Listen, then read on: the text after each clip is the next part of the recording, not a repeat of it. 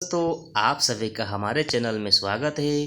दोस्तों आज हम चर्चा करेंगे टेलकॉम कंपनी के बारे में। जी हाँ दोस्तों, टेलकॉम कंपनी के बारे में। दोस्तों अभी अभी क्या हुआ है कि इनके नियम में बहुत बड़ा बदलाव हुआ है और इनके रिचार्ज के जो भी नियम है वो ही बढ़ चुके हैं दोस्तों। तो रिचार्ज महंगे हो गए हैं।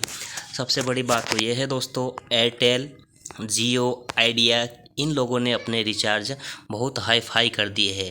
वहीं बात करें बीएसएनएल की, तो बीएसएनएल ने देश की जनता को बहुत बड़ा ऑफर दिया है। इन्होंने रिचार्ज से संबंधित बहुत ही सस्ते प्लान जारी कर दिए हैं। अब जियो, आइडिया, एयरटेल की वाट लगने वाली है दोस्तों, क्योंकि इन्होंने अपने सर्विस को बढ़ा दिया है और लगभग काम भी चालू हो गया है दोस्तों वीडियो को ध्यान से देखने के लिए हमारे चैनल को सब्सक्राइब कर देना, लाइक करना और आगे शेयर करना।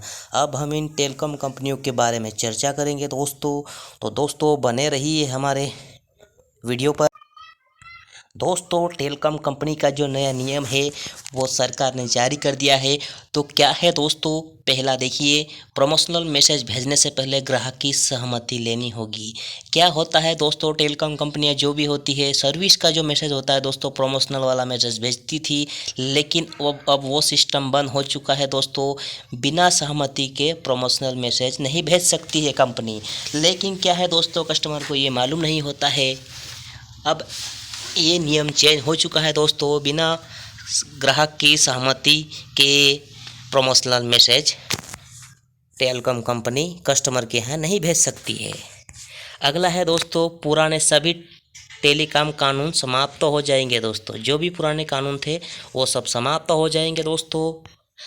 अगली बात करते हैं हम दोस्तों, इमरजेंसी के समय सरकार नेटवर्क या टेलीकॉम सर्विस सस्पेंड कर सकती है। इमरजेंसी में अगर सरकार के नियम का पालन नहीं करती है टेलीकॉम कंपनियां, तो नेटवर्क या टेलीकॉम सर्विस को सरकार सस्पेंड कर सकती है। जी हाँ दोस्तों, सरकार की परमिशन के आधार पे ही टेलीकॉम कंपनियों को चलना होगा।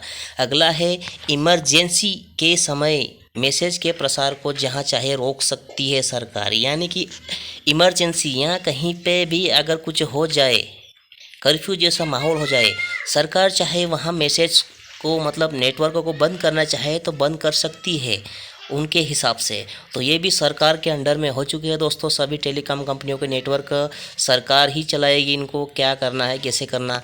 अगली बात है दोस्तों, मैक्सिमम 9 सिम कार्ड ले सकेंगे भारतीय यूज़र। यानी कि पहले क्या था, सिम लेते जाते थे, लेना बंद करना, और अगर रिचार्ज ख़त्म है तो ले लेते। लेकिन अब ऐसा नहीं है दोस्तों। एक व्यक्ति अधिकतम 9 सिम कार्ड ले सकता है। सरकार ने ये नियम जारी कर दिया, इससे ज़्यादा नहीं ले सकते। अगर आप इससे ज़्यादा लोगे तो आपको कानूनन सज़ा हो सकती है। 9 से ज़्यादा सिम लेने पर 50,000 से 2 लाख रुपए तक का जुर्माना आपको भरना पड़ेगा। जी हाँ दोस्तों, अगर 10वीं सिम आप लेते हो तो सरकार की नज़र में आ गए तो आपके ऊपर सरकार कानूनी कार्रवाई कर सकती है। तो ध्यान रखिए दोस्तों इन चीज़ों पे। कभी भी 9 से ज़्यादा सिम ना ले, जो सिम है उसी को चलाए। आप पोर्ट करवा सकते हैं, कोई बात नहीं है। अगला है, फर्जी तरीके से सिम लेने पर 50 लाख जुर्माना और 3 साल तक जेल हो सकती है। जी हाँ दोस्तों, पहले क्या था, फर्जी तरीके से सिम लेके भी लोग चला लेते थे, लेकिन अब फर्जी तरीके से सिम नहीं ले सकते हैं। अगर फर्जी तरीके से सिम ले ली और पकड़ा भी गए तो 50 लाख जुर्माना और 3 साल की जेल हो सकती है। जी हाँ दोस्तों, अब क्या है दोस्तों, साइबर जो क्राइम होता है दोस्तों, वो क्राइम कम हो जाएगा, क्योंकि जो ऑनलाइन ठगी वगैरह होती थी वो ठगी अब कम हो जाएगी। अब लोगों से धोखाधड़ी नहीं होगी ये कानून लागू होने से, क्योंकि फर्जी तरीके से कई लोग सिम ले लेते थे और लोगों को गुमराह करते थे। तो ये चीज़ें अब नहीं चलेगी दोस्तों। अगली बात है दोस्तों,